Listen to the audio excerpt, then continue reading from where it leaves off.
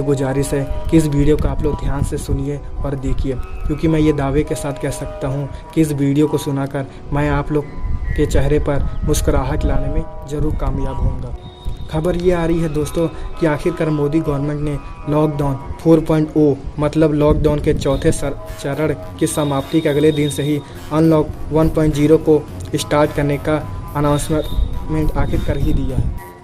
पर वीडियो में आगे बढ़ने से पहले मैं एक बात क्लियर कर देना चाहता हूँ कि ये जो खबर है वो कंटेनमेंट जोन के लोगों को छोड़कर बाकी सभी लोगों के लिए बहुत ज़रूरी है। मतलब कि कंटेनमेंट जोन के लोगों के लिए अभी इसमें कोई छूट नहीं दिया जा रहा, बाकी इसे छोड़कर सभी जोनों के लिए इसमें बहुत सारे छूट दिए जा रहे हैं। तो आइए वीडियो में आगे बढ़ते हैं और जानते हैं कि आखिर ये अनलॉक 1.0 क्या है और इससे सरकार आम जनता को कौन कौन से भारी छूट देने वाली है।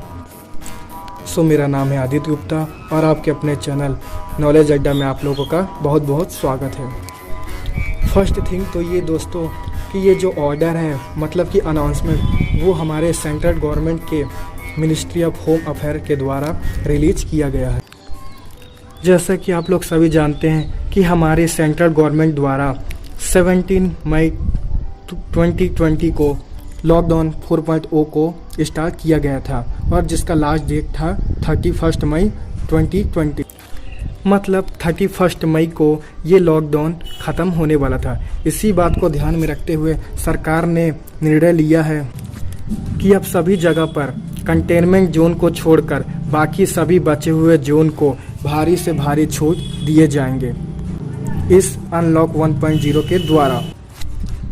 दोस्तों कंटेनमेंट जोन वो जोन होता है जहां अभी भी मरीजों की संख्या तेजी से लगातार बढ़ रही है, इसलिए सरकार द्वारा इस जोन को अभी कोई भी छूट देने से इनकार कर दिया। वैसे कंटेनमेंट जोन को सरकार द्वारा अभी कोई भी छूट नहीं दिया जाएगा, लॉकडाउन को एक्सपेंड कर दिया गया है। जैसा कि मैंने बताया जहां पर भी ये कंटेनमेंट जोन है लॉकडाउन को एक्सपेंड कर दिया गया मतलब बढ़ा दिया गया। वैसे दोस्तों आप लोगों को याद होगा कि कंटेनमेंट जोन को छोड़कर बाकी सभी जोनों पर सरकार द्वारा पहले ही काफ़ी छूट दिए गए थे, पर हमारे देश की जीडीपी इतनी बड़ी है कि इन छूटों से हमारे देश के जीडीपी पर उतना अच्छा असर नहीं हो रहा था। इसीलिए देश में इकोनॉमिक एक्टिविटी को बढ़ावा देने के लिए सरकार ने अनलॉक 1.0 को लॉन्च किया है। इस लॉन्च के द्वारा सरकार 3 फेज में देश के तमाम जो जोन है कंटेनमेंट जोन को छोड़कर उस जगहों पर बहुत से छूट दिए जाएंगे। आइए विस्तार से जानते हैं इन अनलॉक 1.0 के तीनों फेज को। दोस्तों जो पहला फेज 1 है उसमें सरकार हमारे देश में जैसे कि धार्मिक स्थल हो गए, रेस्टोरेंट, होटल्स आदि को 8 जून से स्टार्ट कर दिया जाएगा।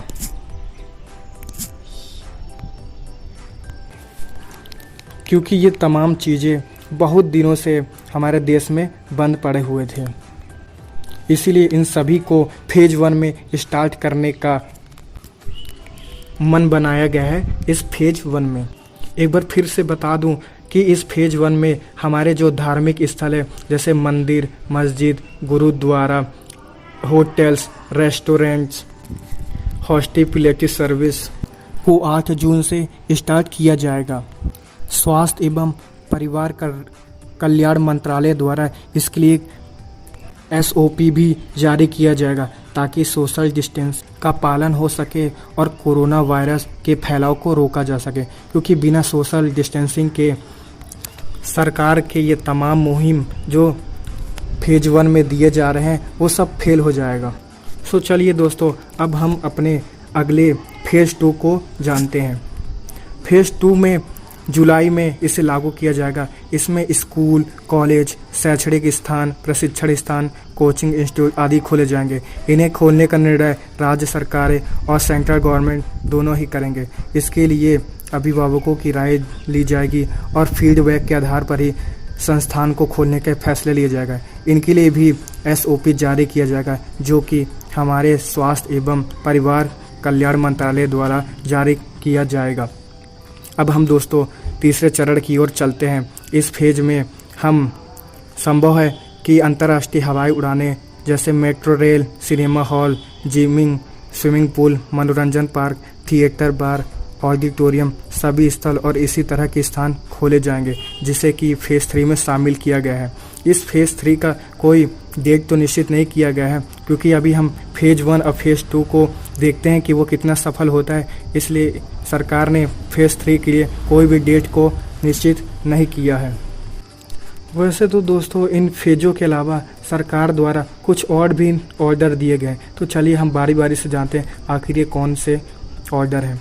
पहले दोस्तों आप लोगों को पता होगा कि एक स्टेट से दूसरे स्टेट में लोगों को नहीं दिया जाता था, इसके लिए सरकार से परमिशन लेने की ज़रूरत पड़ती थी। पर अब इस अनलॉक 1.0 के द्वारा कोई भी व्यक्ति एक स्टेट से दूसरे स्टेट तक जा सकता है, मगर कोई स्टेट चाहे तो इसमें पाबंदी भी लगा सकती है।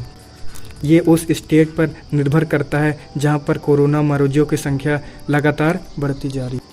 लेकिन मैं अपने तरफ से भी अगर आप लोग के कुछ बात कहूं तो मैं चाहूँगा कि आप अभी ऐसे स्टेट में जाने से बचे, ऐसे स्टेट या किसी डिस्ट्रिक्ट में जाने से बचे जहां पर कंटेनमेंट जोन अभी भी जारी है।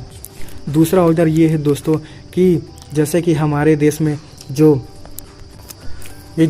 हमारे देश के सीनियर सिटीजन हैं और जो बच्चे हैं जिन पर कोरोना का खतरा ज़्यादा है, उन लोगों का हमें अभी भी सख्त से सख्त ध्यान रखना चाहिए।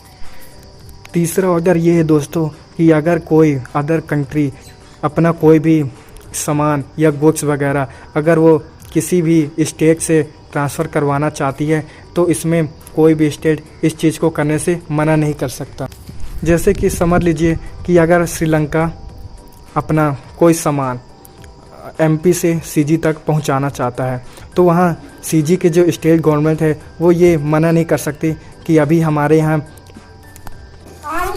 कोई भी ट्रांसफार्मर से रिलेटेड अभी कोई भी गतिविधि चल पाएगी। इसका मतलब ये कि कोई भी राज्य सरकार इस चीज़ को रोकने का प्रयास दोस्तों लास्ट में आप लोग को शॉर्ट में थोड़ा सा फिर से इन्हीं चीज़ों को दोहराना चाहता हूँ। जो हमारा फेज़ 1 होगा उसमें हमारे धार्मिक स्थल, रेस्टोरेंट, होटल्स आदि को 8 जून से स्टार्ट करने का निर्णय लिया गया है। जो हमारा फेज़ 2 उसमें स्कूल, कॉलेज, कोचिंग इंस्टीट्यूट आदि को 1 जुलाई से खोलने का निर्णय लिया गया है। और जो हमारा फेज़ 3 होगा उसमें हमारे अंतर्राष्ट्रीय या तो international airport, gym, swimming pool, park आदि को खोलने का निर्णय लिया गया है।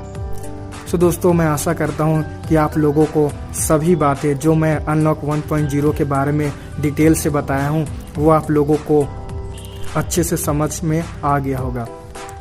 Thanks for watching guys this video. And last में यही कहूँगा कि मेरे चैनल को एक बार फिर से लाइक एंड सब्सक्राइब करना मत भूलिएगा। एंड लास्ट में यही कहूँगा कि आप लोग कहीं भी जाइए तो सावधानी से जाइए और सोशल डिस्टेंसिंग का पालन जरूर करिए, क्योंकि जान है तो जहान है। पर आप लोग अगर मेरे वीडियो को लाइक एंड सब्सक्राइब करना भूल गए हैं तो प्लीज़ आप लोग ये करना मत